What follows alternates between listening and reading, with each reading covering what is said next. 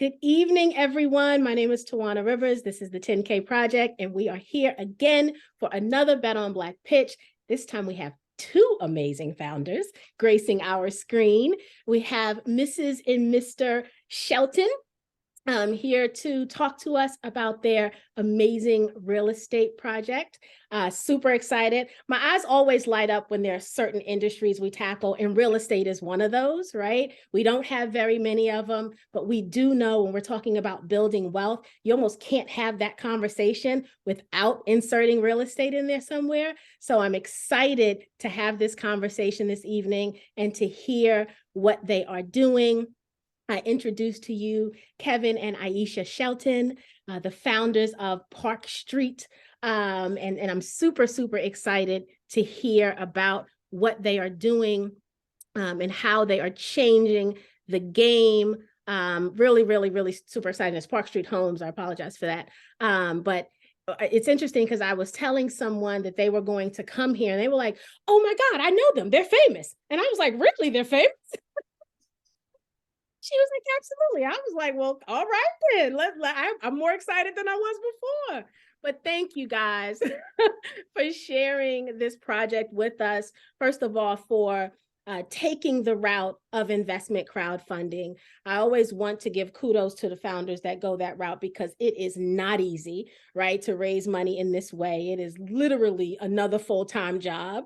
And so for the founders that take the time to do this so that the average investor can get an opportunity, my hat goes off to you, because otherwise many of us would not be able to have that early seat at the table. And I know, Kevin, you had shared with me that you tried to get on this platform several times. And so I'd love to hear a little bit about that, because this is really special, guys, when a founder is turned down and is persistent, right, to get on. That is very, very telling. That's the kind of founder I want to support. And so I'm excited to hear all about this story and how you guys created Park Street Homes. And just, I'm going to turn it over to you now so that you can explain what the project is and tell us a little bit about the both of you.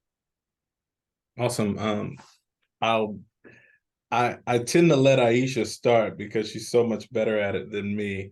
But I will say that we are so happy to be here, and thank you for not only inviting us, but also being persistent yourself, because I know we played phone tag for quite a bit, and it is a very hard job to raise capital this way. And I can definitely see why a lot of companies don't do it, because it is such a process.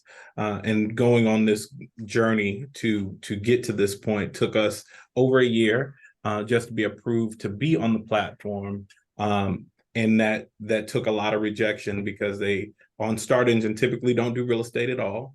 And while our offering is for equity in our home building company, we had to explain that, right? We had to explain this is bigger than just one project. This is a movement. This is something that we're creating that is a tried and true industry. It's a very mature industry, but people never get to participate in it because home building has been privately financed basically since the start of our country. If you think about the kind of boom of housing after World War II, where did all that money go, right? Like, you think of all the developers that built the suburban communities in every major city. Those were home builders, right? Those were the people who got to profit from the construction of where we live in every modern city in the country. And that's what we do. We build homes, right? So not a rocket ship. It's not, a personal computer. We're building something that you get to live in every day and build your dreams in and raise your kids in. And it's something that everybody needs and something that everybody will always need. So I'm Kevin Shelton. I'll let my wife introduce herself, and then we'll talk a little bit more about the company. Yeah, so I guess I'd like to say we've always been of the people, for the people, and by the people. And I think that's what sets us apart. And also one of the things that made this crowdfunding investment important to us, right? The areas that we build and develop in the inner cities of Houston are overlooked. And not only are they overlooked, typically they are underserved. And so we went into the communities specifically that we've gone into. Once we've put up these big, beautiful projects, which I hope Kevin has pictures of some of the products that we've done. Once we put up these big, beautiful projects, well, the community just got flooded with development after that. And we noticed that we were the first ones to take a bet on our community. And so this crowdfund is just another example of us taking a bet on our community, right? Before we had the crowdfunding opportunity, out the investors who invested with us, our minimum investment was $25,000. And so we had people that would pull their funds together to be able to come to the table to invest in our projects because they believed in the mission and loved what we were doing in the community. And us opening up this through crowdfund opens it up to so many more people to take this ride with Park Street and what we're doing in Houston, Texas, but what we hope to take across the country, the kind of concept that affordable housing can be high quality, luxurious, but also give back to our community with people who look like the people in their community. Wonderful. That is wonderful. Thank you so much for that.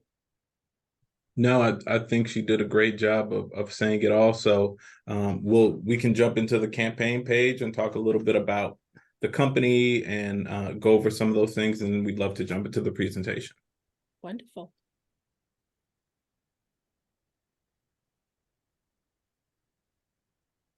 Right, so if you guys can see my screen, this is the campaign page. It is on Start Engine. We don't come to Start Engine as much these days, so I just want to spend a few minutes. They have already raised $145,939.14. This is a priced round, so it's $2 per share. You guys know I love a good priced round. They currently have 79 investors. The minimum investment is $500, and the project is valuated at $20 million. So you guys, I'm not going to tell you anything different than I always do when we come to these pages, right? Look at the entire campaign page. There is so much information embedded in the campaign page. The founders spend a lot of time, strategic time, putting things in this campaign page because they know there are questions here that you need to know, and they're going to answer them for you in advance. And so look at everything. Go through all of the tabs, read everything that is here. Okay. And I'll just kind of scroll through to show you this is a really, really good, well put together campaign page. Also, it answered a lot of my questions in advance. I'm going to ask some of those this evening just because I know you want to know the answer to them, but the campaign page was really, really thorough, guys. So please take your time and look through it. Okay. All right. With that said, I am going to stop sharing. And Kevin, Aisha, I'm going to turn it over to you. Awesome. And I should be able to share my screen, right?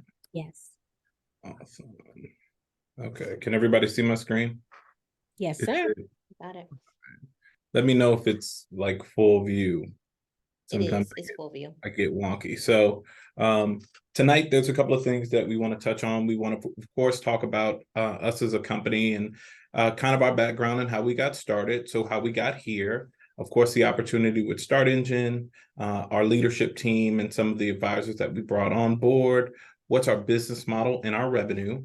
And really, what's the value for investors with that? What's our growth plan? And then I want to talk about our exit strategy. It's something that, there's a lot of SEC rules around talking about what you plan to do, but I want to tell you about the industry, and I want to tell you about what's typical in the home building industry. So I just want to take a moment and we'll talk about that. And then, of course, we'll answer you guys' questions and then anything else that you guys want to get into. So as Aisha said, we started this company back in 2016, and it was honestly a selfish endeavor. And Aisha can speak more to kind of how we saw the communities that we were building in. But for me, I wanted to have a house in my neighborhood that I grew up in for my family. And at the time, there was no new construction housing in South Houston. And we had a really hard time, to be honest. And there were lots of families, our age group, that looked like us, that were having the same problem, because you go to school, you do decent, you have a couple kids, and you want to have a nice house. And a lot of times in the neighborhoods that we grew up in, that our grandmothers live in, that our aunts and uncles live in, there's no houses that we want to live in. And my wife was very adamant on not living in an old house, not living in a rundown house. and not renovating a house. So we took that as an opportunity and a challenge, especially with my background and my professional career being in construction, to provide some housing for the folks who look like us in the neighborhoods that are overlooked and the areas that people otherwise wouldn't think to provide housing in. We saw an opportunity there and started building some housing.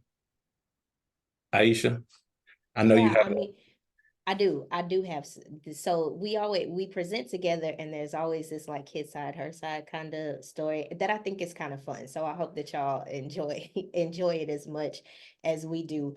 When we started to develop in this community, I remember Kevin seeing the vision, right? It's in the city of Houston, which is booming, and it's near 15 minutes away from one of the largest medical centers in the world, 10 to 15 minutes from downtown Houston, and all of our entertainment arenas, NRG Stadium, where they play football and baseball, and the soccer stadium.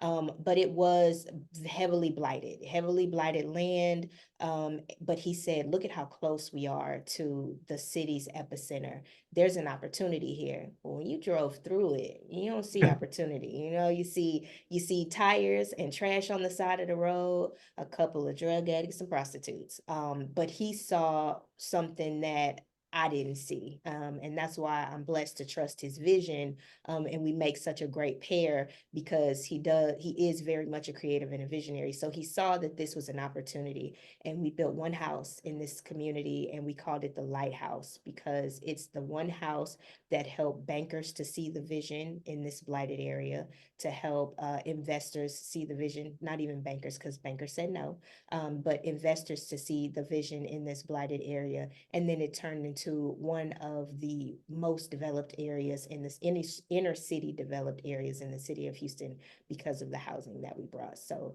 I just thought that that was super inspirational, but it also goes to show the vision of the company that Park Street is and where we're going.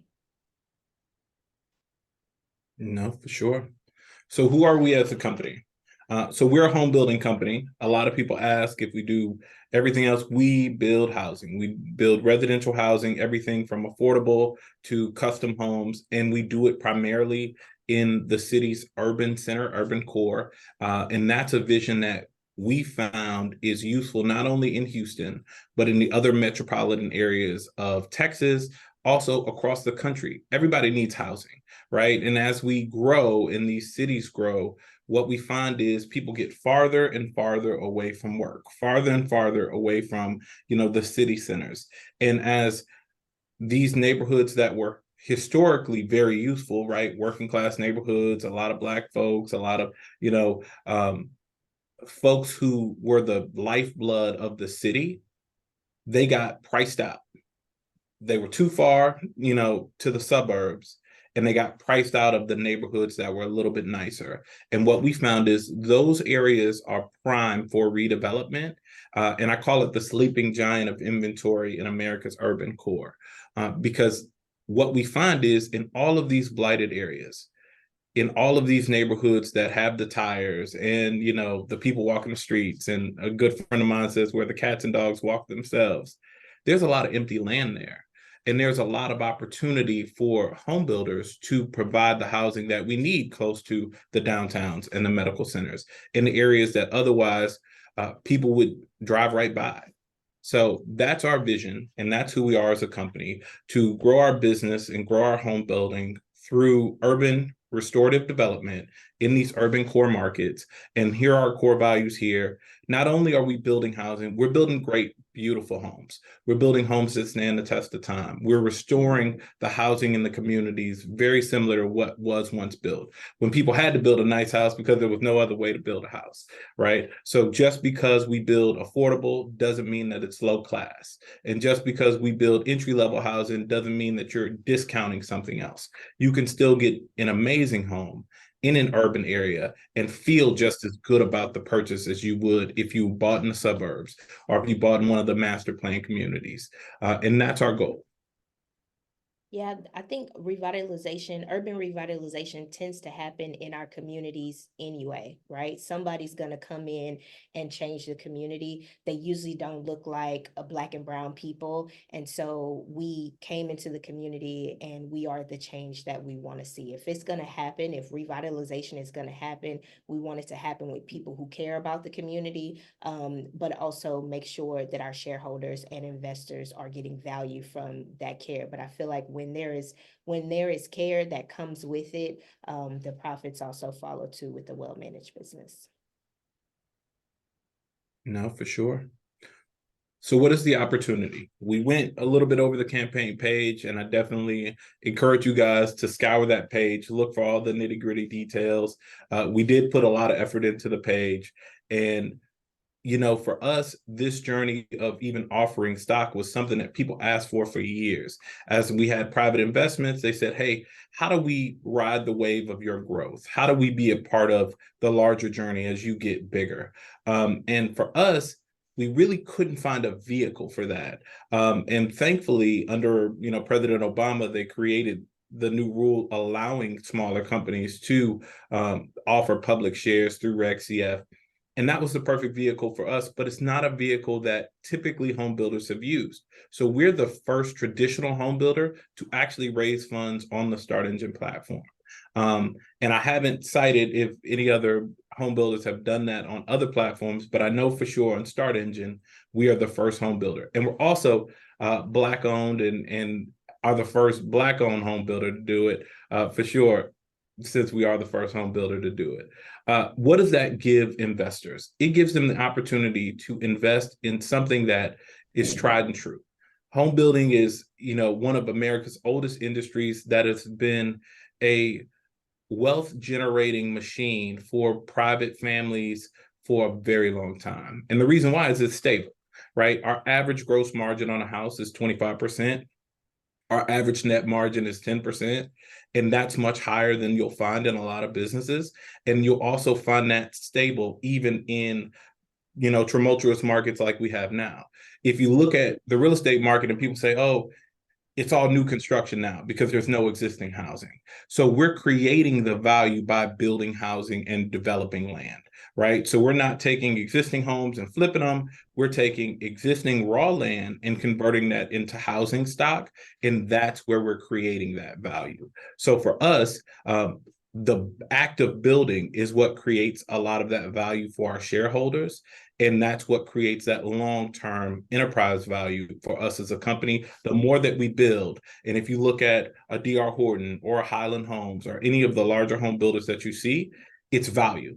So the way that they get to these billion-dollar multiples is because they build 3,000 homes a year. D.R. Horton builds 27,000 homes a year. Well, of course, they'd be worth several billions of dollars, right?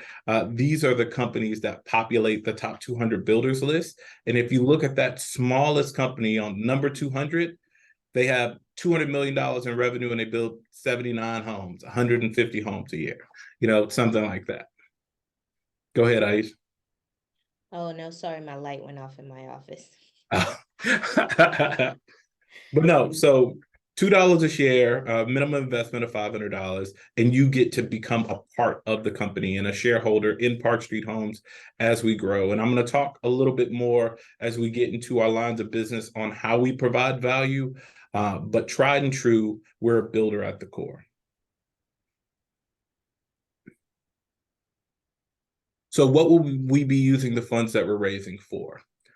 So we have 3 core areas that we are using these funds to grow. So accelerated growth of our lines of business. So when we get into our lines of business, we'll talk about what that looks like as far as how we actually make revenue, expanded opportunities in larger RFPs or requests for proposals. So one of the things that we've grown in our area is offering affordable housing opportunities across the country. And we do that through our development consulting services. So there's been very large either city governments or quasi-city governmental entities that have reached out to us. And we have some opportunities to build hundreds of affordable homes as a consultant in these other markets where we're not licensed. That's one of the largest areas where we feel we have a huge opportunity to grow our team and to really expand our offerings across the country so that we can not only diversify our revenue for our shareholders, but also spread our message across the country and revitalize these urban areas in all the major metros. And then finally, investing in growth of the team. And we're working on some proprietary technology tools to help not only increase our home building efficiency, but also offer additional services to our clients. Aisha, anything to add before I jump into the next? No. And then I was going to talk a little bit about our leadership team. So of course you see me and Aisha here. In the day-to-day, I run the construction side of our business and manage our construction staff. She runs our sales team, and we both equally lead the company. And with that, we've had the blessing to sell quite a bit of real estate, as well as build quite a bit of homes. So in my professional experience, I'm going on my 18th year of building professionally. It's all I've done for my entire adult life. And I've worked for very large institutions like JP Morgan Chase and CBRE, which is the largest real estate company in the world, all the way down to home builders like Highland Homes and large general contractors like Hensel Phelps. And for me, this has been not just my profession, but also my passion since I was very, very little. It's all I've ever wanted to do, and I'm extremely passionate about it. I love every day that I get to build and provide value in that way. And Aisha, want to talk a little bit about your background? Yes, so I have a background in training and development. And honestly, my foray into real estate first started off as a curiosity. I recognized that one of the ways to build wealth, or one of the key ways to build wealth, was through real estate and real estate investing. And I think if you listen to the beginning of the presentation, Kevin said this started off as a selfish endeavor for us. And so I read books like Rich Dad, Poor Dad. We were members of the Bigger Pockets community, and we learned a lot about investing in real estate. And so we were building our real estate portfolio. And I became a real estate sales professional because on our first year in our real estate journey, we paid our real estate agent about $60,000 upon acquisition and disposition of just the properties that we bought and sold. And I believe I made like $55,000 that year. And I thought, wait a minute, like I could do this. So that's what began my journey on the real estate sales side. And thankfully, I'm blessed to be able to sell all of the beautiful products that we build here at Park Street, and also work with other clientele in the city. Awesome. And finally, James Miller is our first member of our advisory board, a very, very, very experienced home building executive. He actually used to lead Empire Communities here throughout the Southwest region. He was previously the director of MHI Homes, which if you've ever heard of McGuire Homes or Coventry Homes, some of the people in the South probably know some of these names, but built thousands of homes under these brands. And he's our first member. He was a mentor for us as we really started growing the company. And he's been a very, very useful strategic advisor, not only with the introductions that he's made, but just the insight that he has into scaling up to 1,000 homes, 1,500 homes a year. He's done it, and he's been able to really be shotgun in the front seat with us, helping us navigate the turns as we grow in this equity raise and going into the future. So we're very pleased to have him on our advisory board, and we look to add about 4 more members to our advisory board, but we're being very strategic about them. And they'll cover the areas from James is our construction advisor. We'll have everything from political and public to legal to some of the other areas that we really want to grow in our business. We want experts to become a part of our advisory board to help navigate that.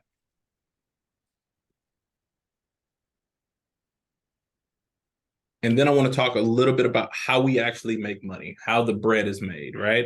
So of course, we develop housing. So that's affordable housing, typically in partnership with governmental entities, where they'll give us the land, they'll entitle the land to us at either a discounted or free rate. And then we develop the land and provide housing and sell it at an affordable rate. That's the way that we do affordable housing for sale. It's typically subsidized by these entities. That's how we get those lower price points. So here in the city of Houston, we're an approved builder with several different organizations that build affordable housing. And we're also in position to take on some of the larger contracts and larger opportunities with other nonprofits and governmental entities in the city of Houston that build affordable housing. We also have some opportunities in Dallas-Fort Worth and San Antonio, where we're looking to provide additional affordable housing. Anything in the state of Texas, we're licensed to do. And expanding past that market, we do it through our development consulting services. The second up is our building of market rate homes. So in the same way we build and develop affordable housing, in conjunction with that, we also build your everyday market rate homes. So these are your homes in the high 200s, low 300s, all the way up to 700,000. And these are our products that everybody can buy, right? They're not income restricted. They don't have any particular requirements. These are the houses that you'd see if you're driving in any neighborhood where you see houses under construction. We build those. And for us, having a mixed approach, not only does it diversify our revenue stream, like right now, the market is constrained, right? So on the market rate side, you'll see houses more, sit on the market longer, but our affordable houses are moving because people need them and they're cheaper price, right? So it gives us diversity in our revenue. And those are the things that help not only power our growth, but also give us opportunities in the markets that we otherwise wouldn't be able to have access to. Also on the building side, we do custom homes. We typically do between 1 to 3 of those a year. Right now, we're working on finishing up one. We have another big one starting for some very highly favored members of our city government. And those are opportunities where not only do we have a risk-free margin, so we do it on a cost-plus basis, it allows us to provide a higher end product and spread that kind of market rate risk, right? So if you look at our product the same from our custom all the way down to our affordable, it's the same product. It's just the finishes that get turned up or down, but the infrastructure is the same. So it allows us to keep our crews working, provide better service and more efficiency because we span across these different product lines.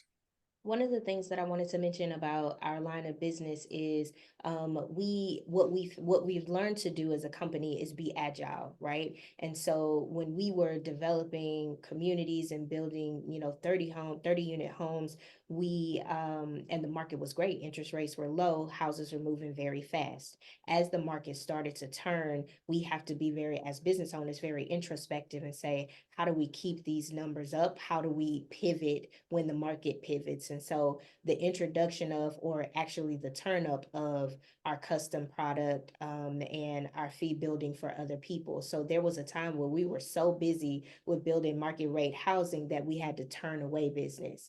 Now that market rate housing isn't performing as well as it performed in the last 2 years due to the lower interest rates, we're saying, how can we make sure that our investors and stakeholders are still getting the same returns, or how can we return to that increase, right? And so the affordable housing has been really good, not only for our community, but it's also been good for our connections within the city too. So we have the ability to travel across the country and meet people in leadership in different parts of the country that have asked us to. We tell them what we've done in Houston, and they go, man, we need to do this in Alabama. We need to do this in North Carolina. How can we work together? And so having the ability, this fundraise with Start Engine gives us the ability to put the power behind that. What we do have is a lot of access to opportunity. What we do have is great relationships, not only in Houston, but across the country, that could really grow this affordable housing development arm of the business as well. No, for sure. So as Aisha mentioned, the fee-based building for others is a really great market-proof solution, right? So as people develop, we're just the contractor of record. So for us, what that does is generate revenue, that we don't service debt on, that it's just margin, right? It's just our staff doing the same thing, keeping our guys working, building for others, and growing that line of business. Not only does it give us more revenue, but what it also gives us is more capital to infuse into our own projects, right? Because the more of those we do, it's almost like two for them, one for you, right? It pays for more projects. And that's the same thing with the development consulting services, which I'm more excited about the development consulting services than anything, because it does give us that reach across the nation. And these are, entities and nonprofits that truly are passionate about affordable housing and just need that experienced hand to guide them through the process. A lot of the parties that we're talking with own lots of land. They have acres and acres of land and don't know how to develop it. So we take our expertise and lend them that. And not only can we help them identify what to do with the land, design a product for the land, help them find a contractor in their local market, we can also project manage that process for them. And for us, it's the same staff. It's the same, operating overhead. It's the same that we do here in Houston spread across the country. So it gives us even a higher margin product that's not tied to the market, and it's not tied to physical construction. It's tied to just our opportunity and our team. So any questions on that before we go? And then, like Aisha said, I want to show what our products look like. Just to give people an idea of what a typical homes look like. So, from left to right, you can see from an affordable home to a multi-million-dollar custom home. And on its face, you wouldn't see any different. When you walk in the house, of course, the sizes may change. There may be a different level of tile. There may be a different level of carpet. But at the end of the day, the heart of the Park Street product is the same. And we like to provide that level of service, that level of finish, that level of follow-up to each and every client. So whether you're buying $1 million custom home or you're buying a $230,000 affordable home, you still get a Park Street plaque on the front that says we stand behind everything that we do. And then even for our fee-based clients, while they don't get the same aesthetics because they have their own plans, their own designs, they do get the same level of service, the same level of efficiency, the same level of ingenuity in how we build, and we take our expertise with us when we go and serve our clients. And then I want to talk about what it means for us and what we do with everything that we build, right? So in each community that we build in, we also like to serve the communities that we build within. So we do a community service event. We actually have one Saturday where every quarter we try to do something to give back to the communities that we build within, because for us, it's more than just creating profit. It's also creating impact. So what you see here is pictures of some of the block cleanups that we've done in our developments, where we brought out over 80 to 100 volunteers to clean up the streets in these blighted areas. And year after year, what we see is progress. So we've been doing service-based events since 2018. I think 2018. And with that, we've been featured on Houston Chronicle and Fox 26 and ABC 13 and recognized in our local community for our service. We've gotten several congressional accommodations and state legislative accommodations because it matters. Not only matters what we build, but who we build it for and how we serve the community once it's built. So for us, I definitely wanted to throw that plug about our service activities because I think it's important and it means more to us than just build something and walk away. We want to make sure that these communities are sustainable, long-term, and not only do these homeowners join these existing communities, but flourish and become members of the community truly. And then finally, I'm going to talk about what's our growth roadmap. So how do we plan to expand our business? So there's a couple of ways that we plan to focus. One of the biggest endeavors is doubling down on our affordability and entry-level focus. As price points go higher, the best thing that we can do is offer as competitive homes as we can. So for us, doubling down on our affordable housing and our lower cost entry level homes so that we can provide housing to folks in the areas that they need it, price point wise, right? So these are homes in the 2s and the 3s. So as you see interest rates rise, people who were able to buy a $500,000 home are now buying a $300,000 home. And people who are able to buy a $300,000 home are now in the ones, right? So you see people are pushed down price point wise. So having a product that touches these different points is important for our expansion. So in our internal developments, it will be highly interest level focused or entry level focused and affordable focused. Winning partnerships. So we've been proud to be selected as the residential home builder for a redevelopment of one of the largest government subsidized housing developments here in the city, the CUNY home. So that'll have up to 120 single family homes. And we've been on the winning team selected to build those homes.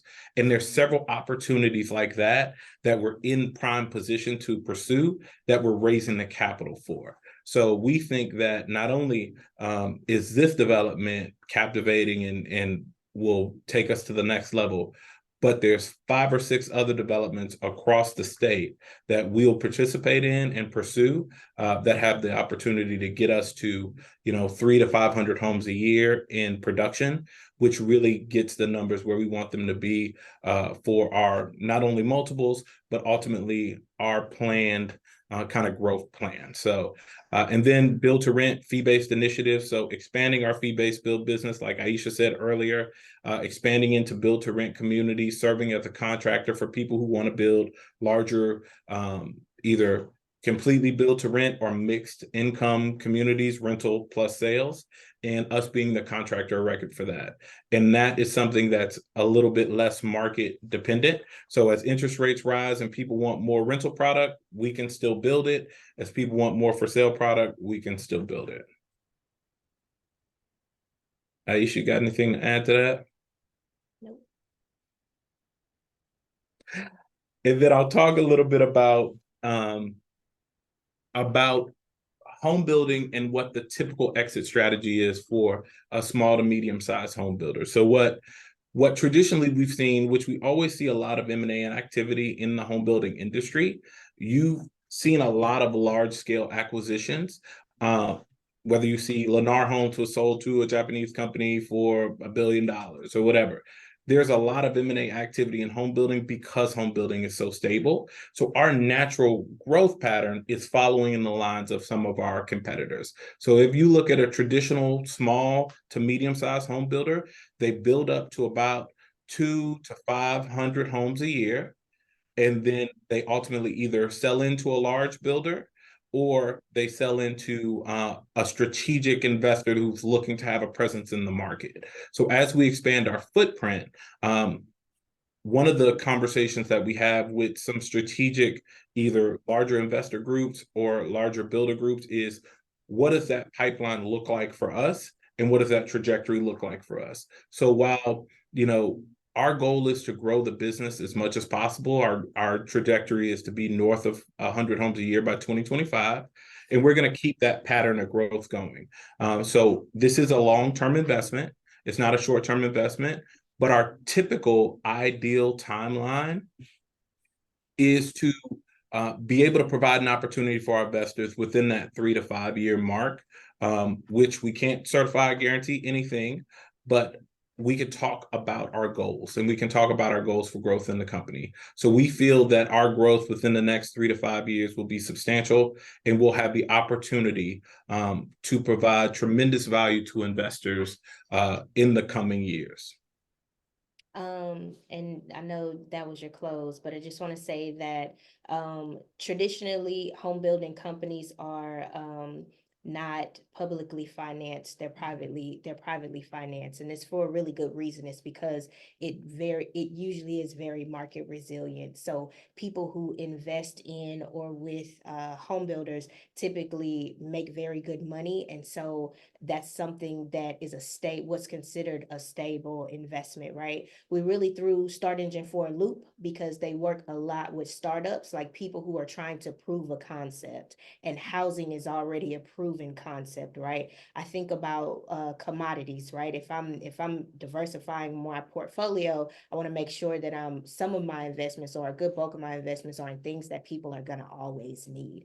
People are going to always need housing, right? And so when I'm looking at articles or I'm perusing Facebook, it is very evident that one, there's a need for housing, but two, we found ourselves in a really good niche because there is a need for affordable housing. Housing, as a sales professional, and most of you may know that there's a shortage. So regardless of the fact that housing is very expensive, we still have not been able to meet the need of housing for the amount of people that need housing. And now we're in an especially difficult place where housing is less affordable. And so Park Street has really taken up the mantle to say, how can we meet this need, but not only how can we meet this need, where can we meet the dollars? So federal funds are being funneled into affordable housing. Every city has initiatives that have to do with affordable housing. Who's addressing those needs? Larger builders aren't addressing those needs. When I think about Trump and their legacy. Their legacy started with affordable housing and building affordable houses and grew from there. And so what we're trying to do is fulfill a need for sure and help our community and the people who look like us, but also be very much in line for the federal dollars that are coming down and the initiatives that are coming down to make sure that housing is available. So I feel like that Park Street is in a very prime space to do that. Particularly with relationships that we have in the city of Houston, but also, like I said, our network is vast and it reaches across the country. And the more people hear about what we have done and what we are doing here, they're asking, how can we get that to our city? And we're creating that to take that across the country. No, yeah. And see, even an article just came out a couple of days ago about President Biden putting up a bill for $574 million, something like that, for affordable housing to offset the cost of housing for people, to get Americans in homes. So for us, we feel like that's a tremendous opportunity. Very good. This was great, guys. This was a wonderful presentation. It's so funny because, I always have these questions. I was scratching them out as you answered them. I was like, okay, I love it. Very, very good. Thank you so very much. Guys, this is the time when you go ahead and put your questions in the Q&A. Kevin, if you want to stop sharing so we can be bigger on the screen. There we go. I do have a couple of questions. So when you go into the overlooked neighborhoods, is there a criteria that you're looking for? Like, are you looking at school districts? Is it close to a highway? Are you looking at crime rates? Like, what makes a neighborhood the right place? So access to employment centers or city resources is definitely key. So think about a medical center, right? Who needs to be 10 to 20 minutes away from work? The techs, the nurses, the pharmacists, the people who work in janitorial service, teachers, cops. I always say entry-level doctors. It's not entry-level doctors, it's interns, residents. There we go. But we call them hometown heroes, and they need to be close to the major resources of the city because they're what really power the city. From a schools district perspective, that's always hard in urban areas because the investment comes after the kind of infrastructure investment. So we're not necessarily looking at the school districts because we know if we build it, everything gets better, right? We've seen that in the developments that we've done. As we add rooftops and we add homeowners, the streetlights come on, right? The city services start. A lot of these neighborhoods were divested, especially as the population dwindled. So as people moved out, they took the tax dollars with them, and then the city just left them to their own resources. So we're reinfusing tax dollars in these areas. That makes everything else better. Then the commercial can start. Then the restaurants can come. Then the school districts will get better. They have to have the people. So the first thing is the housing. And then after that, everything else will get better. I would also like to say, if, and we know this because we're investors, if the Starbucks is already there, then we're Mm. too late, right? And so going into communities where there is opportunity, but it's yet to be mined and developed, or there's opportunity and we can see the vision. And so like where we're developing now, there was no vision until we put those homes there. And now we see development out the wazoo and people coming from all over the place saying, literally calling our phone saying, hey, I want to build what you built, how exactly how you built it. Can you give me your plans? And how can I do the same thing? And I'm like, okay, brother, you got to find out on your own. Not brother, but these were not brothers. These were others. Right. These were others. You got to find out on your own like we did. But truly the value was there because we knew that it was an economic center that needed to be revitalized, and it did just that. Not can I have your plans too? Oh yeah, I was people ask for like, that wow, also. they do. Wow, interesting. Cal, in Facebook, Cal said, are there any markets outside of Houston or Texas that you're already interested in or moving into? And I know you talked about the different connections in different areas, but let's kind of talk about that from a time frame. Like moving out of Texas, is that 3 to 5 years? Is that within 3 years? What does that look like? And are you already thinking about a certain area to move over to? Yes, and I'll talk very gingerly about it. So, one of the things that we've done with the development consulting services, it allows us to expand that footprint now, right? So we're already having conversations with several governmental entities. I can I say, No, can I? no, Okay, you okay, I cannot. can't talk. Uh, It's not inked yet. If it's not inked, we can't talk okay, about we are currently in Double capping.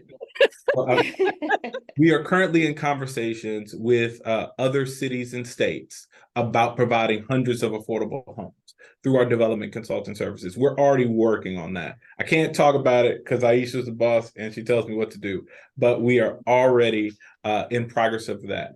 As far as Texas goes, Texas will be the state where we'll physically build ground in. And our next market outside of Houston will probably be Fort Worth, because very much like Houston, they've been retaining land for affordable housing. So there's some specific opportunities coming down the pipe from an RFP perspective to provide hundreds of affordable houses that we're working on. So our goal is go where the land can be provided with no risk to our shareholders. And for us, that moves us into a market where we can also bring in our market rate homes. So even through our brokerage, they already have an office in Dallas. So we have some footprint on the ground. We've done some transactions in Dallas. We've looked at some deals in Dallas. So the Dallas-Fort Worth area will be our secondary market. And then the third market from that will probably be San Antonio. I've had the blessing of building in every market in Texas almost, or at least every major market. I've also built across the country. So some of the nuances of every market from Louisiana to California, I've experienced in my professional career building for JP Morgan Chase. So for me, I'm excited to get into these communities because I know how impactful and needed housing is.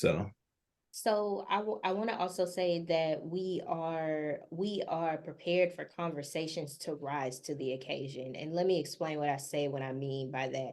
When we went to these, when we were in another state, when we were in another state, we kind of talked about what it was that we were doing in the city, and they said, "Oh man, we would love to do that here. How can we work with you? What does that look like?" Well, I don't know yet, but I'm going to figure it out. And so we are currently figuring out how we can work with this city in bringing affordable housing and how we can create a plan for them, right? One of our mentors who is in commercial construction got a contract in China. Now they're in Houston, Texas. And they had gotten a contract in China, and he said, I didn't know how, I didn't know when, but I said yes, and I figured it out, and now they do business in China currently. And so for me, that was very much inspirational, and it reminded me, like, okay, if this man can take his company and fulfill a project in China from Houston, then very much Park Street Homes can fulfill our mission and also rise to the occasion across the state of across the United States. So wherever the opportunity arises, we are open to having conversations to see if there is a need that we can fulfill and how that can be done. Wonderful. I love that. I love the thoughtfulness of that response also, Aisha. So one of the things that I think about when, I happen to know one home contractor, right? And he's always complaining. He's like the head, and he's always complaining about like when the jobs slow down, how he's at risk of losing his team, right? He's got the best carpenter in the business, but if he doesn't have work for him, the carpenter goes work somewhere else. Then when he has work, he's busy. And so the importance of keeping that team busy is one thing, but as you scale and grow the way you're talking about doing, how do you get more of the best when we talk about the home building process to stay consistent with the quality of homes that you're trying to build? So management is the key to that. So we're an all management company. We don't do anything in-house, right?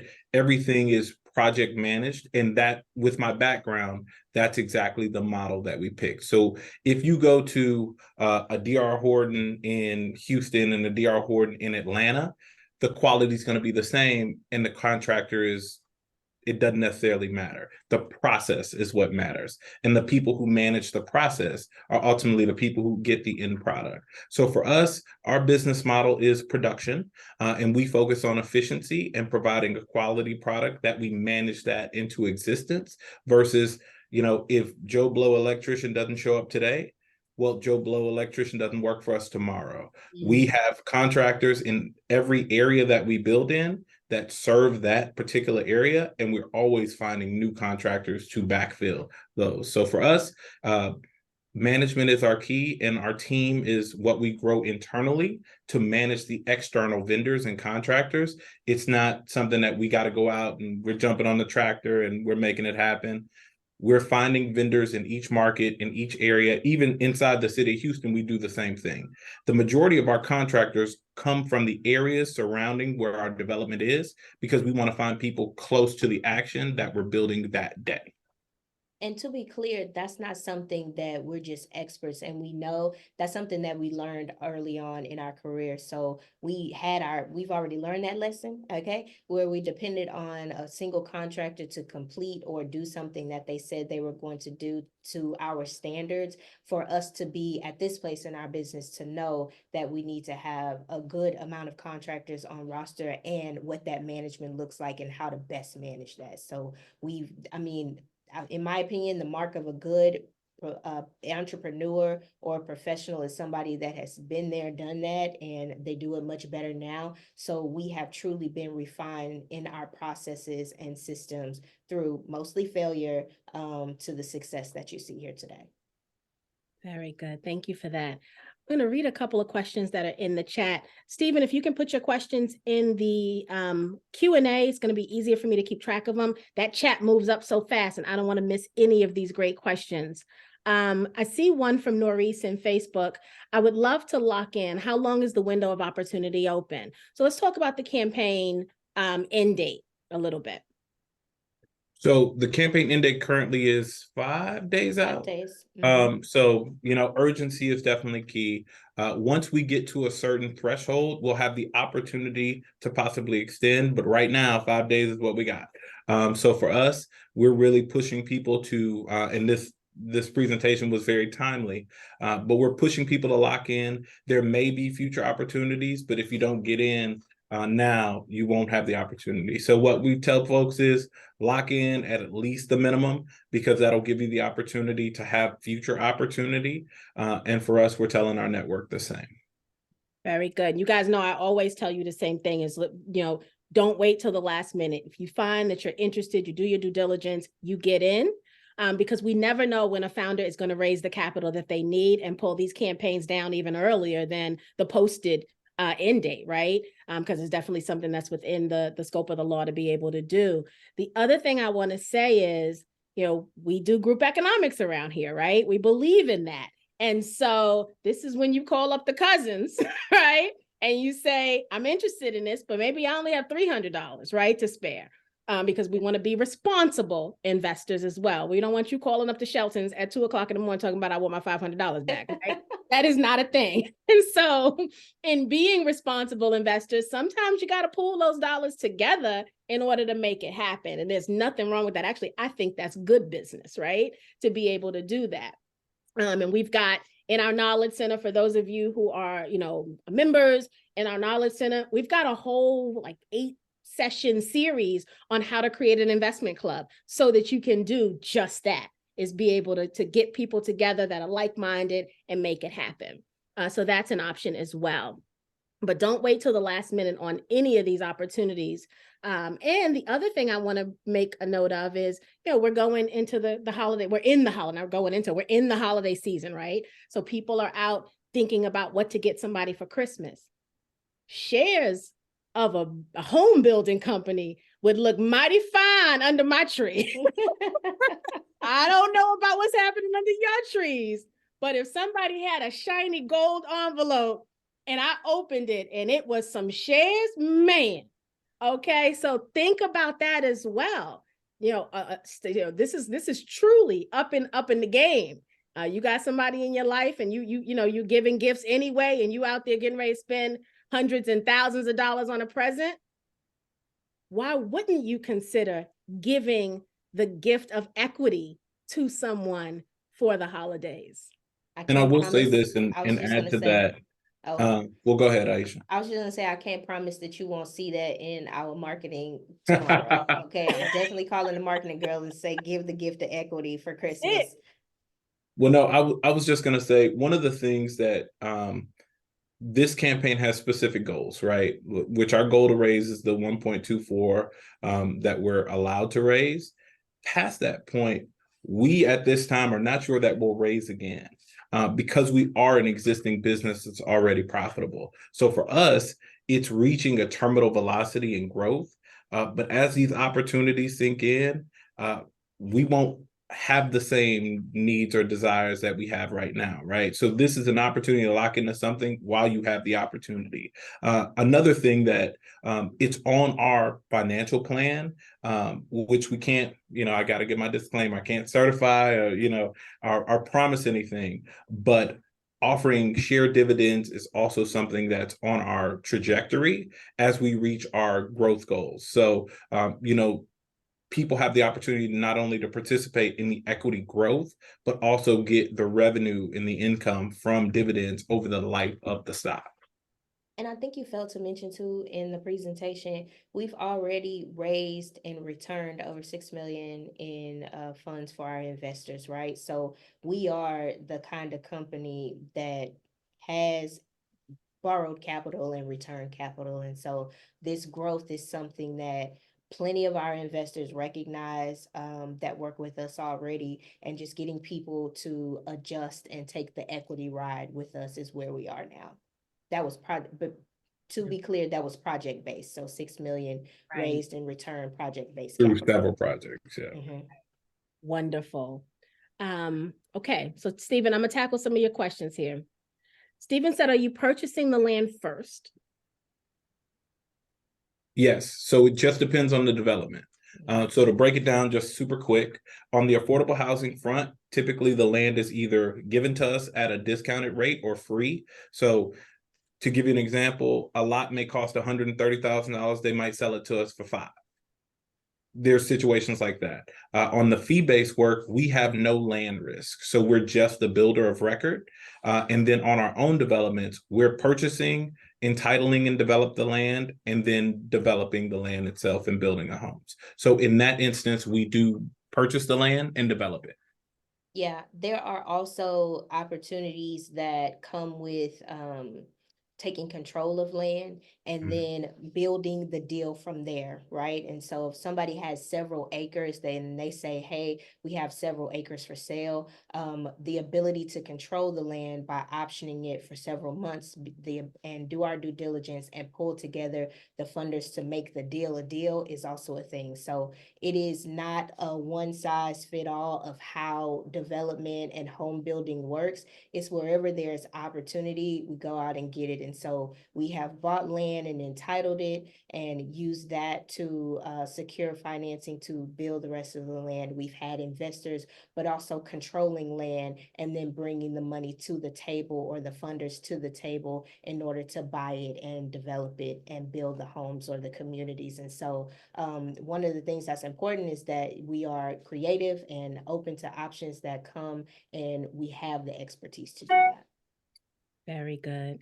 Stephen said, is there an air and water study where you all want to build for health of the community? So looking at the communities, are you doing some kind of studies? So I think what Stephen's referring to is we always hear about those neighborhoods that had polluted air or polluted water or something from a factory was coming into the water system. Are you doing those kind of checks and balances in the communities? So that comes with our level 1 of due diligence. So it just depends on where we build, right? There's certain areas that have a history of being less than desirable. Those aren't necessarily the areas that we directly build in. They're areas where existing communities lie, where people are already living and thriving, and that's really where we focus on. We're not trying to take a wasteland and build housing, right? It's important for us that the infrastructure is there, so sewer, water, power, and making sure that all the city services are there to actually help the homeowners. So an example of some of that is in some of our existing communities, there may be physical on-surface debris, but there's no contamination, right? But there's city water, city sewer available, and maybe the infrastructure just needs repair. So in that regard, we'll bring in the city services to help restore those functions, but we're not taking land that otherwise shouldn't be built on and building it. We do our due diligence in every land that we buy and entitle to make sure that it's buildable and that it makes sense from an economic standpoint and a health and safety standpoint for us to build and actually put people there. Yeah, and as a community, as community advocates, we very much care about the people in the community. And I say this all the time because not because they look like us, they just so happen to look like us. But in the areas that we have built and revitalized, I mean, these people are our cousins, our aunts, our grandmothers, you know, our godmothers. They are people who look like me. And so in no way, shape, or form do I want to put them at a disadvantage. And that has been the true difference that we've seen in the areas that we have built in, where other developers have either come in beside us or after us. You know, they don't live in these communities, nor can they relate to anyone in these communities. And so the product that they put out is not of the same quality that we do. So very good.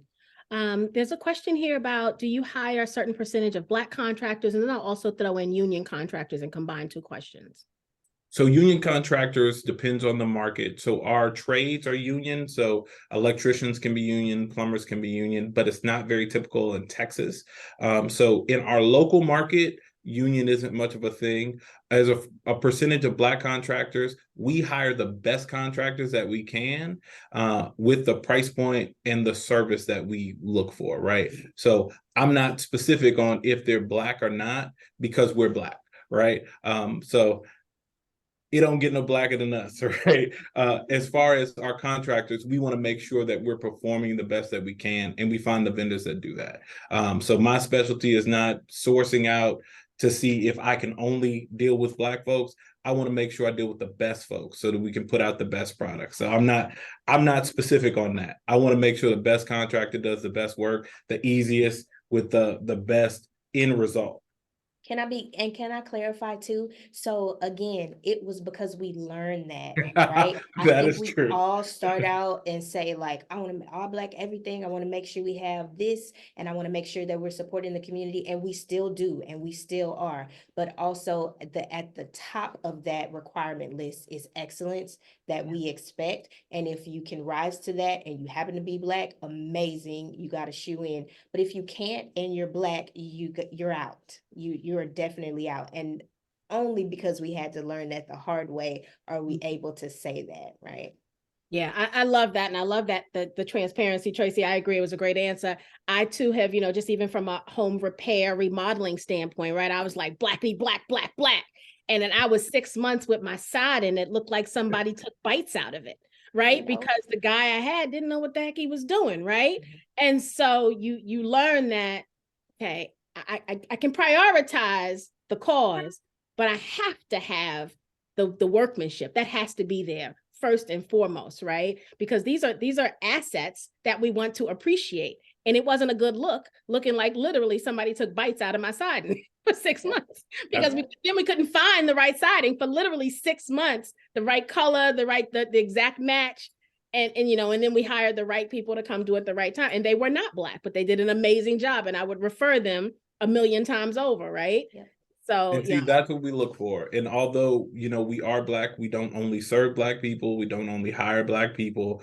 We want to be the best home builder that we can be too, right? Because our clients span the gambit, right? We have Black homeowners, we have white homeowners, we have Hispanic homeowners, we have Pacific Asian homeowners, we've sold to every color that you could imagine. And for us, it's how do we make you a Park Street homeowner or a Park Street client versus are you whatever? We want to be the best company that we can be and grow the value for our shareholders.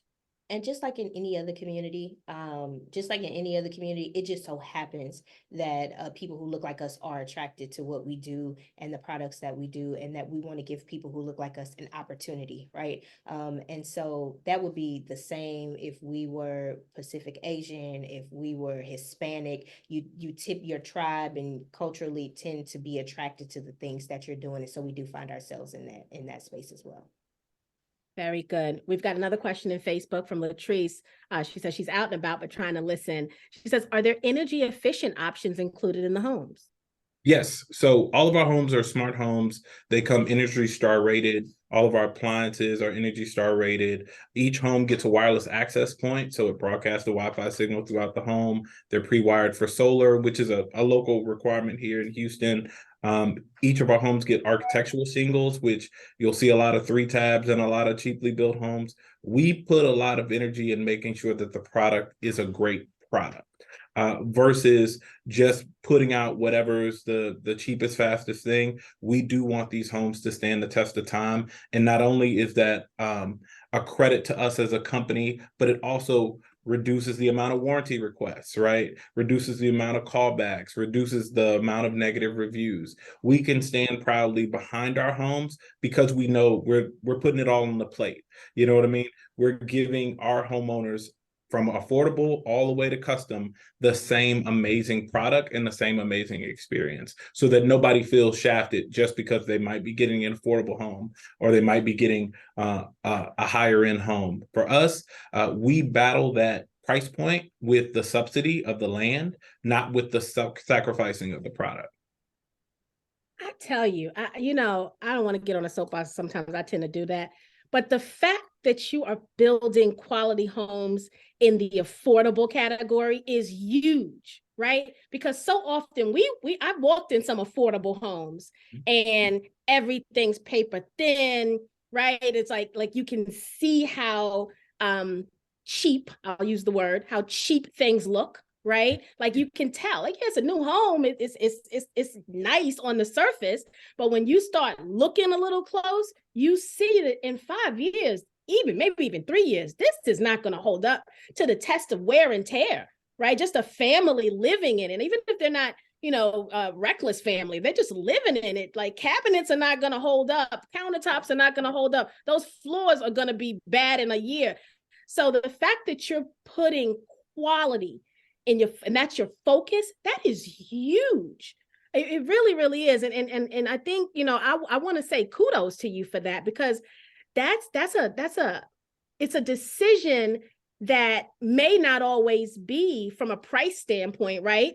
It may not always be the easiest decision to make, but making that a foundational, kind of quality of what you stand by, I think is absolutely amazing. So thank you to the both of you for that. I mean, that again says a lot about the founders we're dealing with here this evening. It really, really does. Thank you. I mean, we wanted to stand the test of time. Yeah. Eddie says, okay, so we'll get to the questions in the Q&A. Any more questions, put them in the Q&A, guys. Eddie says, hello, joined a little late, but heard you mention Houston. I'm from Houston as well. And what areas have you guys developed and are active in now? So all over. So we have things in South Union, Sunnyside, Independence Heights, Spring Branch, East Downtown, Fifth Ward, Downtown, Third Ward. Am I missing anything? I think you covered it. Missouri City, we've done some work out there. Five Corners, we've done some work. So all over the city. The Beltway in Houston is our kind of guiding map. So for us, we like to be in, I call it the urban core. Houston is essentially a series of circles. So we have Highway 6, the Beltway, and 610. So in the middle circle, which is one of the larger circles, is where we build in, and we feel that's the most opportunity with the least competition. So we're not going out to the suburbs trying to play their game, and we're not only focused in downtown trying to build condos. We're building in the areas where housing is still reasonable, land is still reasonable, and people are still densifying. And for us, that's where those kind of employment centers lie, and also where people need the most housing. So we're building in areas where you're still 10 minutes away from everything. Very good. Tracy asks, she says, Influence Luxury Homes. Is that a brand under Park Street, or is it a partnership with Park Street? What's the relationship? So it's the brand under Park Street where we build our custom homes. So one of the things that we saw after we built our first custom home was there was a little bit of brand confluence. So literally, people would associate the custom product with the affordable home and feel like there was some, like, am I getting something cheaper or whatever? So we put Influence as the brand that we do our custom, because it's a process where we take them all the way through design to completion of construction. And we do that through the Influence brand. And then Park Street Home is everything else that people get essentially from the affordable to the market rate side that's not customized to them specifically. Very good. But it's the same product. So it's literally just a brand title. Ms. Patrice says, how many homes have you built in 2023? And what was the split between affordable, entry level, and custom? So we did about 22 homes this year. And of those, it was almost 50-50. It was like 40% affordable, 60% market rate. And of that, the majority of the affordables were subsidized. So all the land was subsidized. And on the market rate stuff, it was split between our own developments and fee build. So they span the price point gambit. Very good. Lorena, and I hope I pronounced that properly. If I did not, please, I apologize. Said West Baltimore fits the housing profile for home development. Is that an area for consideration? And then she says, also, is there an ROI opportunity for investors? If so, please explain it. So Baltimore will be one of the markets where we have to tackle through our development consulting services piece. While we have not directly contacted or been in contact with the city of Baltimore, we're actually on in partnership with NARAB doing kind of a national building Black wealth tour, where we're going to a lot of these cities, and I believe Baltimore is on that agenda. So we started an initiative this year called Black Men Buy Houses, because we're housing advocates, right? So we had over 900 registrants register, and then over 300 Black men come out to Houston. It was a completely free event, just talking about the power of Black home ownership, starting with Black men. And with that initiative, NARAB has asked us to join them on a nationwide tour, where we're going to speak in each of these markets, talking about home ownership, affordable housing, and the power of purchase, right? So for us, getting into these markets spreads the message of Park Street Homes, but also starts the conversation, because in each market that we go to, we get to meet the mayor, we get to meet the city housing development manager, and we get to have these conversations about what their needs are specifically. So in Baltimore, we actually have some friends there that are doing a lot of development. Trying to think of the couple's name that does it. Charm City Buyers. There we go. That are doing a lot of development in Baltimore. They're very passionate. We've had them on our Marriage and Real Estate podcast and talked very specifically about development in Baltimore. So we definitely applaud them. And any opportunity that we have to participate in that, we're down. Very good. And then the second part of that question was the ROI opportunity for investors.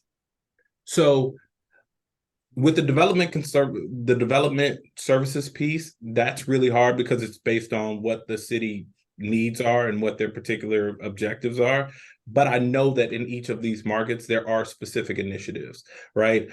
So in Baltimore, they're having everything from $1 a house initiative to community block grants to a whole lot of different financial incentives for people to build and develop housing. Specifically, I don't know all of the details around them, but I know that Baltimore specifically has a lot of incentives financially for people to build and develop housing. Yeah, and I hope that answered your question. I'll add that if your question was more about just the deal terms, so the deal terms are $2 a share, right? $500 minimum. And so the way that works is you buy at $2 today in hopes that the business continues to grow, right? Because remember, this is not a startup. They've been doing this since 2016. They've already paid back $6 million to investors on a deal by deal standard. And so the thought process is with investing is you buy at a low entry point, $2 per share. Over time, as they continue to scale and grow, then the shares will be worth more per share, and you then make a return on your investment. So didn't know if you meant it at that granular level or if you were talking a little more, to the question. So let us know if you need additional information.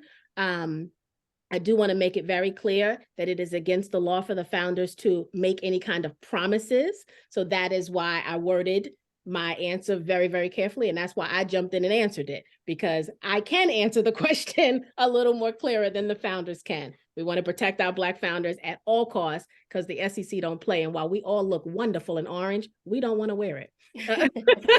I will say this. Right now, we're currently building 20 to 40 homes a year. Imagine us building 200 to 400 homes a year. Right?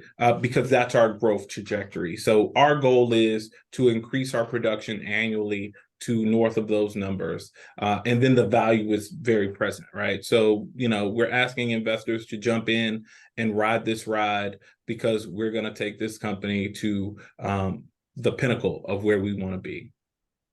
Very good. Monsilia said, "Hi, neighbors. I'm a native Houstonian, born and raised in Sunnyside, still living in Houston. Can you tell me exactly where a few of your homes are located and where will your community event be held this Saturday? I'm excited to be a part of this opportunity in my own backyard." There we go. Let me drop the flyer. Can I drop the flyer in the chat? Is that a thing? Yeah. All right. So the community event this Saturday will be in 3rd Ward. It'll actually be one of our developments, so you can come check it out. We'll have like a Santa out there, and we're doing Toys for Tots. So we'll be taking toy donations for families in need. And then also in Sunnyside, we built on Airport in a little small community. What's the name of that community? Well, now that you're asking me, I can't remember. It slips my mind, but like Dulcimere and it's off of Airport. Sunnydale. It's Airport 288. We also have communities that we've done. We have projects in progress on Airport and Asheville. We have projects in progress on Wilmington. Our biggest community in like South area is our Grand Park Square community, which is right north of the 610 Loop, and it's Yellowstone and Cullen. So you'll see almost 35 of our homes kind of in a big block. And then we've built another 30 homes throughout that kind of South Union area. We've done homes in 5th Ward, 3rd Ward. Well, 3rd Ward, we're showcasing the homes that we did there. So, I mean, it just depends on where you want to go. But you'll see a big collection of our homes just north of you, and then a little bit further south, depending on where you are in Sunnyside. And I'm dropping the flyer in the chat. Wonderful. Latrice says, are you also building retail/commercial as well, not just residential? That way you can actually build communities with schools, hospitals, grocery stores, etc. So my background is very heavily commercial, but our focus is residential. And Aisha, you can jump in. I was just going to say, we learned a lot of lessons to get us to the successes that we've had today, and it was shiny object syndrome. Just because you can doesn't mean that you should. And so Kevin has a very heavy background in commercial and very much can do commercial. But we decided that we wanted to focus on residential and make sure that we pour all of our efforts into residential real estate. Very good. Cal in Facebook has a question. Could you talk more about the possibilities of dividends for shareholders? Oh, hold on, I jumped up. For dividends for shareholders, and what would affect that possibility? So I can only speak so much because we can't guarantee or certify any particular returns or any particular amounts. I can talk about what our financial plans are. So once our funding goals are met, and we've reached our growth goals, then the possibility of offering dividends opens up, but we can't say what those amounts are, right? What affects that is, of course, fundraising and our goals, but also market conditions. There's a lot of things that can go into that. But I know for us, and I'll just speak transparently, we're completely invested in the company, right? So we don't get to take money out of the company either. We're right in line with our shareholders. So if we want money, you got to get money, right? That's the way that works. So literally, in order for any profits to be distributed, they have to be distributed evenly through all the shareholders, and we're included in that. So for us, and our families are included in that. So for us, it's important that we take the company to where we want it to be so that we can all reap the benefits and rewards of it. Nice. Very, very good. And Tawana, you got to tell me if I said that right. Like, yeah, okay, good. cool.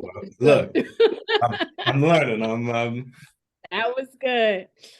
We've also, Ayana is saying, one of the things we do here at the 10K Project is the making of connections, right? And we've kind of come to love doing that, right? As we meet other people in industries to be able to connect you guys together. And so we have had some real estate projects, right? We've never had a builder come to present, but we have some projects.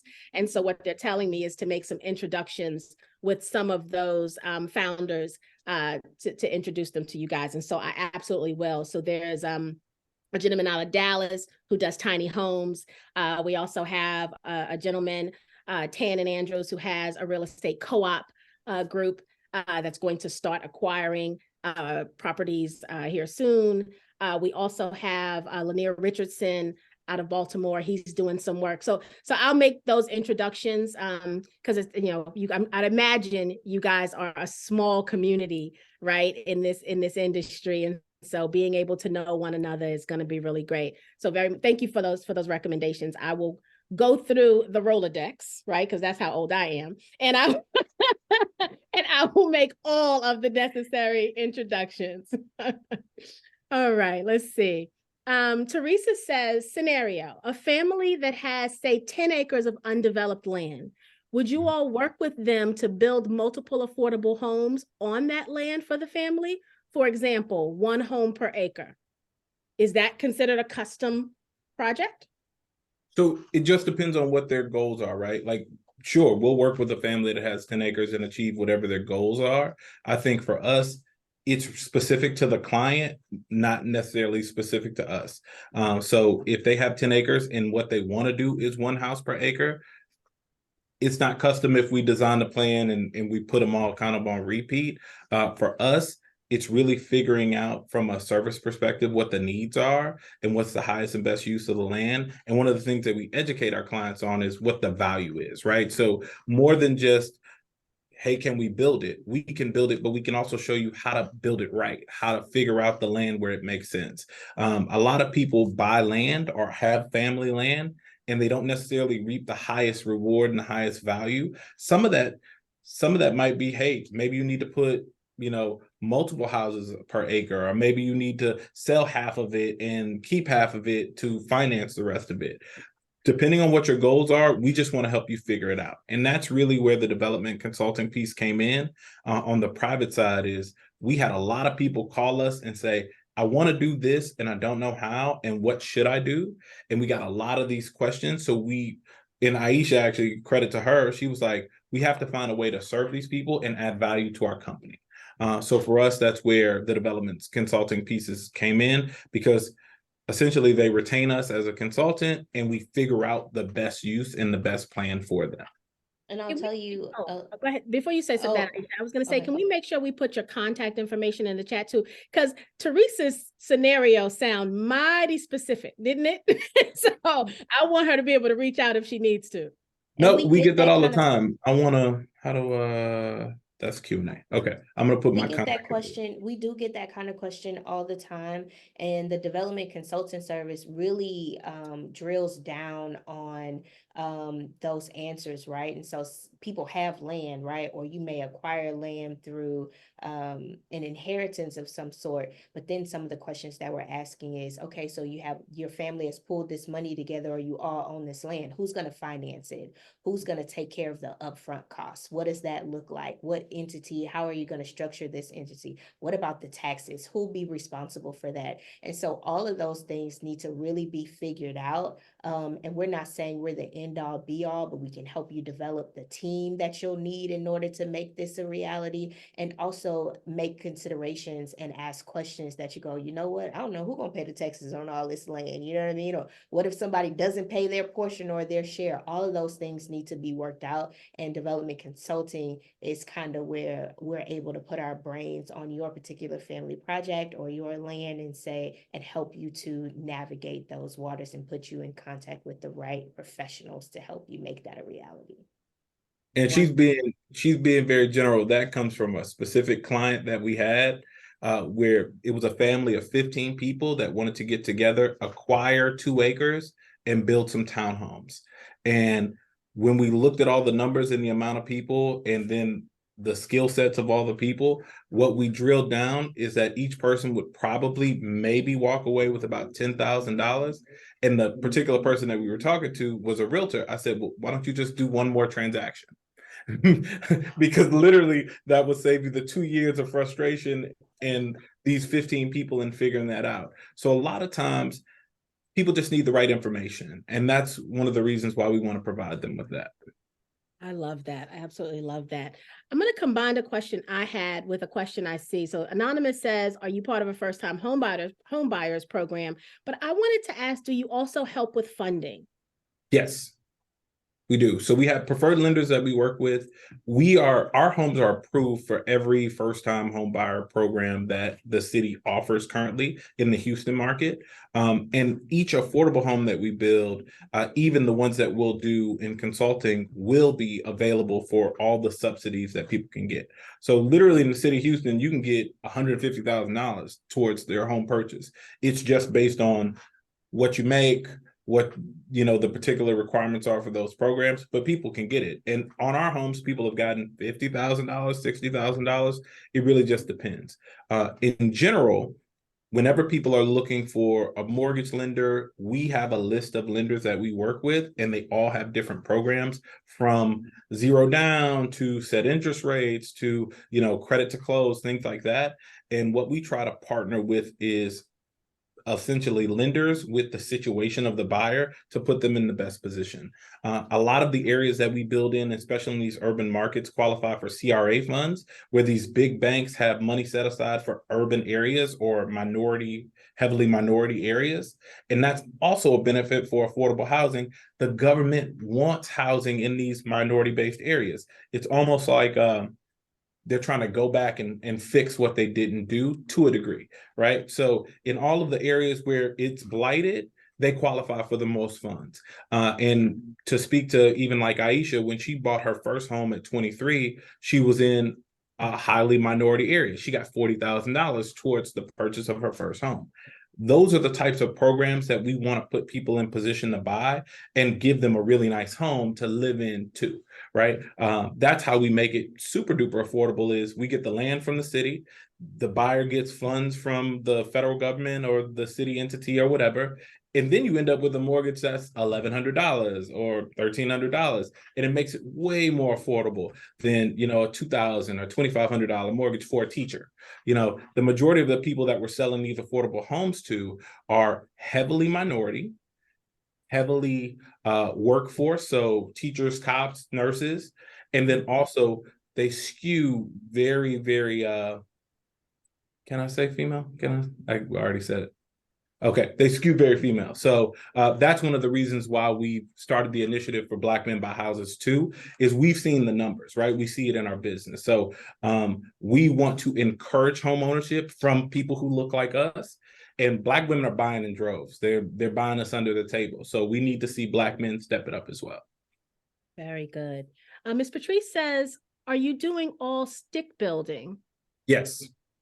And if so, are you looking to be more efficient from building methods? So tell us what stick building is. Tell us what that is. Stick building is just a wood frame house. So anything built out of wood is a stick build. We do have some brick inlays, things like that. But the most efficient form for us financially right now is stick and siding because it's just cost effective. And our market climate in Texas is really, really good for us. So we don't have the winters that some of the Eastern markets have. We're tried and true, right?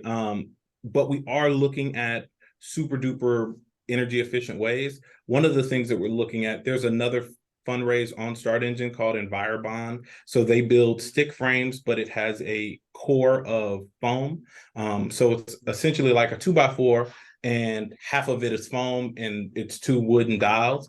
That's one of the companies that we're looking at their product. I think the affordability piece is what we're trying to work out, but it's highly, highly energy efficient. So we're always looking at innovative ways to build more efficiently and then finding the subsidies that can offset the cost to the project. I'm a construction nut. Like literally, this is all I've ever done. If you look at my office, and I'll show y'all I don't know if I could turn all the way around, but if you could see like my hard hat collection, that represents 20 years of my life, right? That's my entire adult life in hard hats. So for me, this is everything. And I'm very, very passionate about finding the best ways to build and then bringing that information to our team. Very good. Anonymous says, are you into duplex and triplex, etc.? We are. So we've built duplexes. We have a lot of other duplexes and projects on the way. Houston just changed this city ordinance. So one of the things that we're most excited about is we're going to introduce 3 and 4 unit and ADUs in 2024. So we're going to do this on a fee-based building, but literally we have clients that we're building 4 units for. We're building ADUs in the back of existing homes. Yes, we are about that multifamily life. Anything new construction, residential, we can build and we do it. Our own developments will be very selective in what we build, but we're definitely pro duplex, we're pro triplex, we're pro 4 unit. Yeah, we like all that. Very good. Is the interest rate causing people to shy away from purchasing? Definitely on the market rate side, it's been very constrained. I'd say on the affordable side, because the cost is so much lower and we build, so our affordability range goes all the way up to 120% of the area median income. So for a family of 1, it's like $74,000. For a family of 4, it can go up to $120,000. So these are affordable homes, but they're for regular income generating people, right? So as the market has gone from a 3% to a 7%, which we're still in that 7% range, we were almost up to 8%. That constrains people's ability to make that payment. So we've seen that drive people payment up, $1,000, $1,500 more than what it was about 2 years ago or a year and a half ago. So for us, how do we find ways to subsidize that price point? And we do it through affordability. The answer is yes. Yes, it has slowed down. All that, and yes, it has slowed down. And Park Street, one of the things that we've done and had to do is to pivot into revenue generating opportunities. And so our fee build stuff, where, like I said, where we would last 2 years turn it down, hey, I want to build, do you guys build? And we were like, no, because we were so busy building market rate housing, we couldn't keep them in our coffers. Now that the market has changed and slowed down, we are doing more fee bills, and so that the health of the company can stay healthy for sure. Nice. Very good. Anonymous, I'm not sure. Well, I guess I understand the question, but the way it was phrased, so I'm going to just read it how it's written. Are you running to a lot of foreign investors? No. So through Start Engine and through RegCF, you can't have foreign funds. So they validate the source of every fund invested, right? So we don't encounter many foreign investors. That's not something that is in our wheelhouse to do. There's people who do like EB5 funds and all these different things. That's not necessarily our business. So we've been tried and true in raising money from US citizens, Yeah. roughly. And honestly, it's also an access thing too, right? Like, I feel like if a foreign investor was like, hey, we want to put money into this business and we want to grow it with you, that would be something that we would consider. But that doesn't typically happen to African American founders like that. There aren't very many people that are looking at African American companies and saying, we want to take the ride with you. And so it's truly been our network and people who look like us who've seen what we can and will do, and who've taken the ride with us. It's people just very similar to you guys who said, yeah, I see this and I want to be a part of this because I know that they will be successful. So Now, if the Prince of Abu Dhabi comes and says, hey, here's 100 million, grow your business, we gonna figure it out with the SEC. Oh, Beulah says, my husband is a journeyman concrete. He lost his job to Hispanics. We learned that they had white men that were using their wives as minority. And Miss Beulah, where you going with this question, baby? He many times were undercut by, I I know don't what think you're that's a saying. question here. I understand. Okay. It's probably to put minorities on their contracts or in their business so that they can be in line for minority only or minority Okay. contracts. Yeah. Yes. Yeah, that is tough. That exists in the Interesting. market. So Almost there, almost padding the business so that they can yeah. qualify. So Oh, I'll say this, and this is my general disclaimer that I give to everybody. Contractors in general, it's a wild, wild west game, right? Especially in a market where there's no true general contractor licensing. Um, a lot of people are doing a lot of things, and we've seen a lot of unscrupulous work from a lot of different people. And honestly, the way that you combat that is consistency, and the way that you combat that is excellence in everything that you do. And that's why we don't specialize in just being a excellent Black contractor or excellent Black home builder. We're just a great home builder. There are a lot of people taking advantage of a lot of folks. We found that across the market. yeah. Interesting. Ms. Jackie asked this question earlier. I feel like we answered it, but let's just make sure. So we answered the question if the campaign was going to be extended. The answer is right now there are 5 days remaining. And that is what we know to be true in this moment, right? It could potentially extend, but it may not. And then Ms. Jackie's asking, is California one of those states that's potentially in the plan down the line? So I can't say no, that it's not built in California.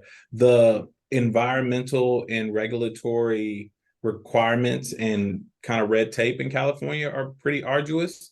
So building in California is very hard.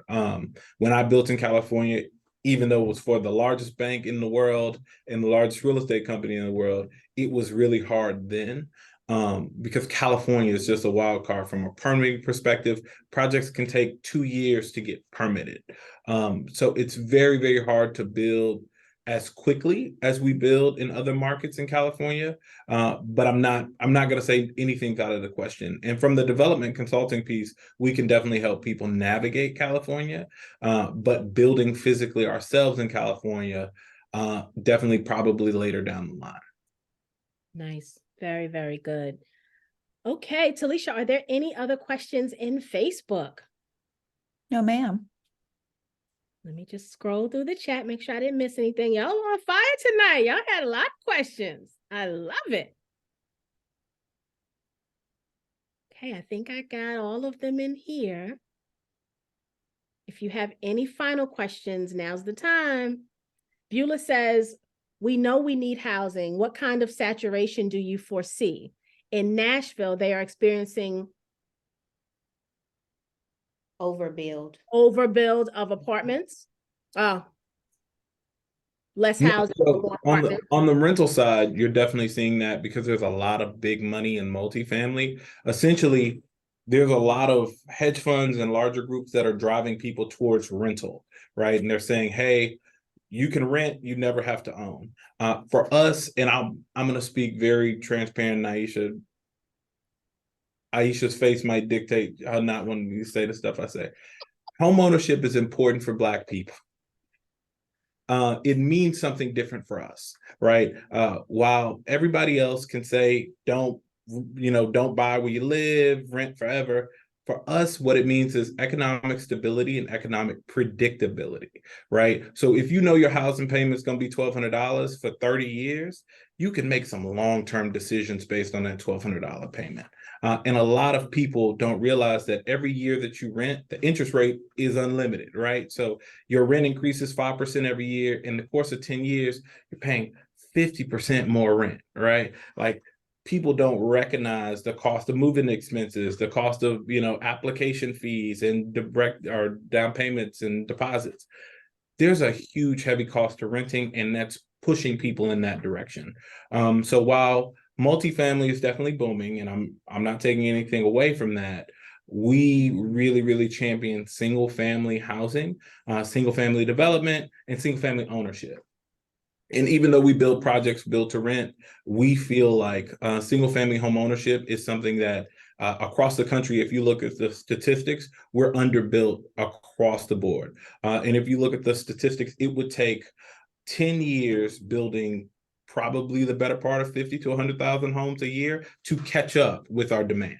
Wow. And our buyer group as millennials, we're now coming into the market as the largest home buying group in American history. And at the same time that's happening, there was supposed to be a big boom of baby boomers selling off their housing. That did not happen. COVID kind of canceled that. So now boomers are keeping their houses longer, and we're coming into the market and the houses are smaller. We're not able to get as much for as much money. We're densified, so you don't have as much land, and we're forced into constraints. So housing is more needed than ever, and it will be for the foreseeable future. Even with D.R. Horton building the outrageous amount of houses that they build, they can't put a dent in how much houses we actually need. And you see it every day. That's interesting. That number is staggering. Wow. Cal on Facebook says, what has been the hardest part of building your development company? Raising money. And honestly, the reason why is home building is not traditionally historically, the history of us as Blacks building homes is something that's kind of wiped away. So we built communities like Third Ward and Gentilly and, a lot of other communities that were built after slavery that we don't have the history of. So we don't know that we exist in this space. Even when I was a kid wanting to become a home builder, everybody said, oh, become an engineer or become an electrician. Nobody said become a builder, right? That was not an option. So people don't really get that piece of it. And then as we've grown our company, the investment piece is hard for people to see because people don't realize that every time we build a house, we create new dollars that otherwise didn't exist. We're creating that equity, right? Essentially, for us, the act of creation creates the value. Every time you see a new house pop up, oh, well, there's $50,000, there's $60,000 of money in the economy that otherwise didn't exist. And teaching people that has been the hardest thing. I thought the compliance piece was the hardest piece in getting approved to actually raise funds, because as an existing company, it almost would have been better if we had never built anything and we just had numbers on paper, right? Because those companies set valuations that aren't based on anything, and they don't have to necessarily have anything. But for us, we have actual land, actual real estate holdings, a history proof. Those things are very, very hard to validate for the SEC. And it took us a long time. I could see why, small businesses don't do it. The compliance piece it was quite a bit. And we had to work with our entire financial team to get us here. And then the work really starts raising the money. So we have to keep conversations like this. I'm a builder, so I'm not naturally super duper social. Aisha's she's the face of our company and does all that. I'm tech. I'm all in building. I'm all in construction, and for me, I nerd out on the details. So it's always harder for me to have those conversations. Aisha, you might have different pain I was points. just gonna say y'all wouldn't be able to tell that he's the one who's not social because he's doing all the talking, but he's got Because he with family tonight, girl. Oh, I love it. Anonymous says, do you have subdivisions with HOA fees? Yes. So anything privately gated has an HOA fee. In existing communities where there's no existing HOA, there's not. But it just depends on the land and depends on where we're building. Very good. Any final questions, guys, before we give our closing statements? Going once, going twice. I think there's a Facebook comment. No. Oh, it's just a comment. Oh, great presentation tonight. This team was well prepared. Yes, they were. Yes, they were. All right. Well, I'll give my closing statement and then I'll let you guys close it out. My spiel is the same, right? We are a community of wealth builders. We come here because we are trying to change the trajectory of our own lives, right? For ourselves and for our families and for the generations that come after us. And we do that by bringing you the deal flow, right? We believe we bring you Black excellence week after week, and we did not disappoint tonight. And so, my goal is to bring this deal flow and make you aware of it so that you can individually make the determination if they fit in your portfolio or not, right? And so what I'm asking you to do is to obviously do your due diligence. We've shared the campaign page with you. You have all of the information you have here this evening. You can do some additional research of the industry and separate research on Park Street Homes. But I do want to say this. If you are going to consider adding this to your portfolio, do not miss the opportunity because of delay, right? Do not miss the opportunity because of procrastination. So often we miss opportunities because we just get busy with life and we have to sometimes prioritize the things that are important to us. I will also ask you and plead with you, actually, not just ask you, share the heck out of this campaign, right? Share. We have put it in the chat throughout the evening. I know it's also in the Facebook Live comments. We'll put it there a couple more times, but share this campaign, especially since there's only 5 days left, right? We really need you to double down and share the heck out of it. Share with your friends, your family, put it on your social media pages, because we need to get as many eyes on this campaign as possible. And so please, do that. Do that. Even if you don't do anything else, please do that. Tracy just said, I just invested, may come back again before the campaign expires. Very good, Tracy. And Talisha put the link again there for everyone. Kevin, do you want to go next and then we let Aisha bring us home? Yeah, because Aisha's better at bringing us home. I'll say this. We built this company literally off of nothing, right? No particular access to particular resources, no great uncles, no, fantastic access. It was truly off of grit and tenacity, and we poured everything we have into it. If you've seen what we've done with nothing, imagine what we do with resources. And for so long, not only our demographic I'll say that. We've been blocked out of access to opportunities like this, access to participating in the American economy, participating in home building. And for us, one of the things that we've been extremely passionate about is opening that up for people who look like us and from our community who otherwise wouldn't see it. We've seen this time and time again. Some of our mentors, when we first got into real estate, who don't look like us, have built $200 million businesses just off the strength of their community, because they knew if I see somebody execute, I'm going to give them a shot. And what we're asking you for is to bet on us, bet on Black, right? Because literally we have to. That's the difference. You know, there's a lot of other companies that if it don't work, whatever. For us, this is everything. It's literally everything. So, you know, you're investing alongside of our family, you're investing alongside of us personally, and there is no quit, there is no loss, there is only forward because we have to. And we've always had to as a community, and we have to now. Well stated. I would just say that we are the FUBU. I'm dating myself, the FUBU of home building, for us, by us. So if you were to take a bet, this is where, like Kevin said, where I think you should take that bet. Housing is a commodity. There will always be a need.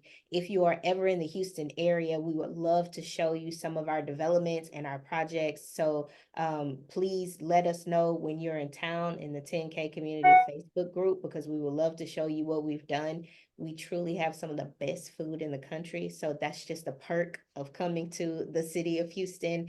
And, you know, equity investing is not something that we talk about very much in our community, nor is there very many opportunities to do that. And so with people who look like you. And so what we're saying is make us a part of your portfolio, right? This, you don't pour your everything into this, but make it a pillar of your wealth building portfolio. You will see us in the future. So whether you are investing alongside of us or you see us in the future and you're like, man, I remember when I had the opportunity to invest side by side with these people, with the Sheltons. Either way, we will be going to the top. And we thank you again to the 10K Project community for allowing us the opportunity to speak to you about the investment opportunity that Park Street has.